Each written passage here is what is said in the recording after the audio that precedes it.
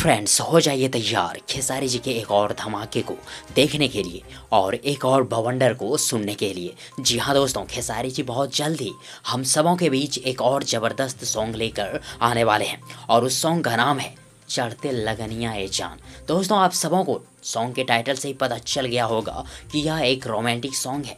तो फ्रेंड्स आप सब तैयार हैं ना खेसारी जी के पिछले सभी गानों के जैसे इस गाने को भी super duper hit blockbuster hit बनाने के लिए, क्योंकि खेसारी जी के सभी सच्चे फैंस के कारण ही खेसारी जी के सभी गाने हिट सुपर हिट और ब्लॉकबस्टर हिट होते हैं। फ्रेंड्स आप सबों को बता दूं कि इस गाने को 1 या 2 दिन में रिलीज कर दी जाएगी यूट्यूब पे।